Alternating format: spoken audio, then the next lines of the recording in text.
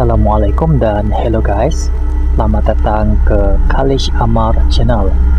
Pada kali ini, Kalish nak bercerita mengenai kisah seekor chimpanzee yang dijaga dari kecil dan ditatang bagai minyak yang penuh dan akhirnya menyerang sahabat tuannya sehingga hampir kehilangan nyawa dan mengalami kecacatan kekal. Walaupun dianggap sebagai salah satu haiwan yang jinak, chimpanzee sebenarnya amat berbahaya kepada manusia. Jika dilihat daripada beberapa kes yang telah berlaku, serangan chimpanzee dianggap paling mengerikan. Selain mempunyai beberapa peratusan persamaan dengan manusia, chimpanzee masih haiwan liar yang amat berbahaya. Haiwan ini mempunyai kekuatan yang hebat dan boleh menjadi agresif pada bila-bila masa. Kisah ini berlaku kepada Charles Nash. Charles Nash adalah salah seorang mangsa serangan chimpanzee yang menjadi haiwan peliharaan rakannya. Pada masa itu, dia hendak pergi melawat kawan baiknya iaitu Sandra Herod yang memelihara seekor chimpanzee bernama Travis yang dibesarkan umpama anak kandung dan tidak menyangka kedatangannya pada hari itu adalah detik hitam yang hampir meragut nyawanya. Pada mulanya, Travis ialah seekor chimpanzee jantan yang lahir di sebuah pusat perlindungan haiwan dan chimpanzee itu telah dijual kepada pasangan suami isteri yang dikenali sebagai Jerome dan Sandra Herod dengan harga $50,000.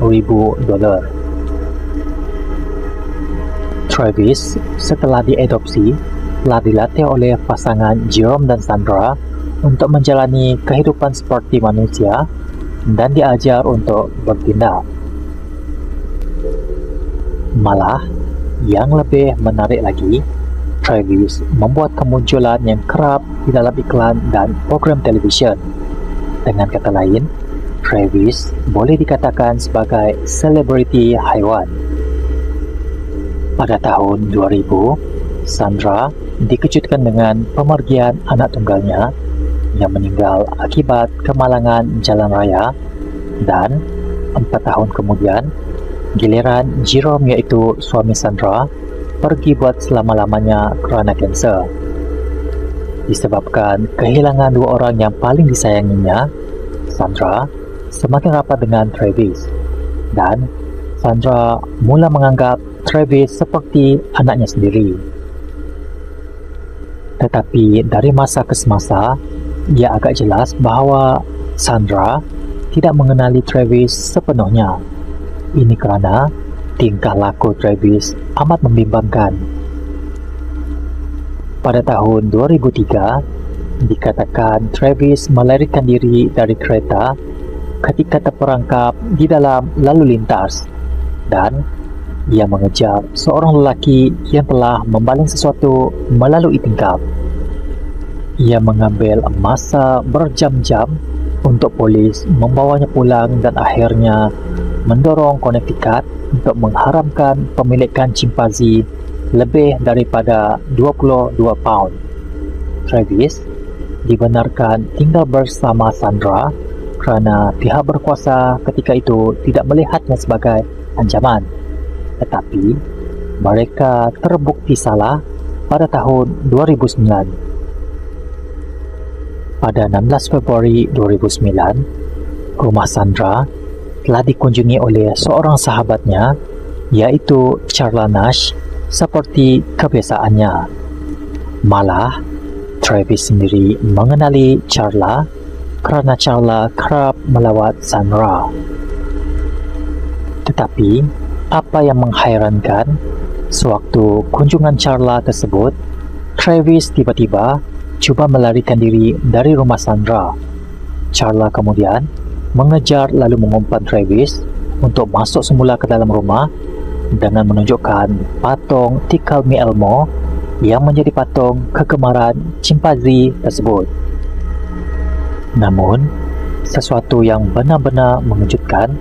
Travis kelihatan ketakutan sebelum menerkam badan Charla.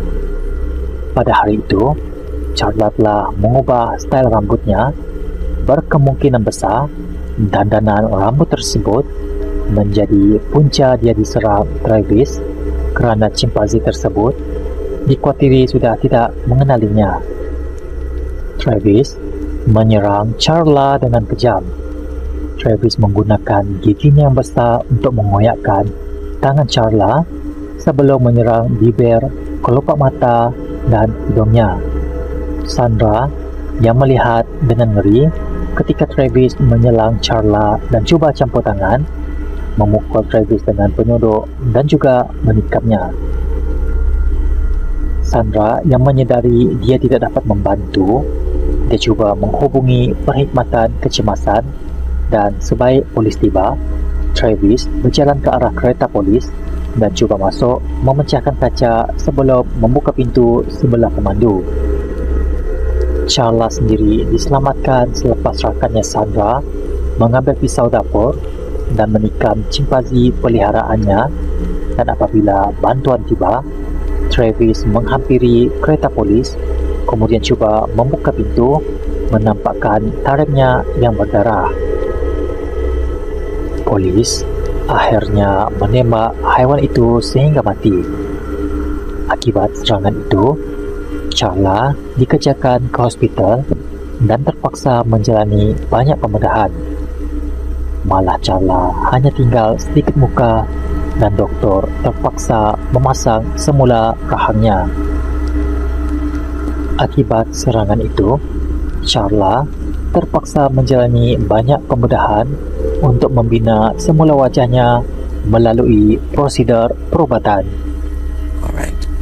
So the veil is lifted. You know, many people around the world want... Dikatakan, ketika Charla dikejarkan ke hospital, wajahnya mengalami kecederaan yang sangat mengerikan. Travis telah mengoyakkan tangan, hidung, bibirnya, dan mengoyakkan matanya dan meremukkan tulang di tengah mukanya. Untuk pengetahuan anda, chimpanzee sendiri mempunyai kekuatan 3 kali ganda daripada manusia. Maka, sudah tentu ia membuatkan orang yang diserang chimpanzee tidak dapat bergerak apabila berhadapan dengan haiwan ini.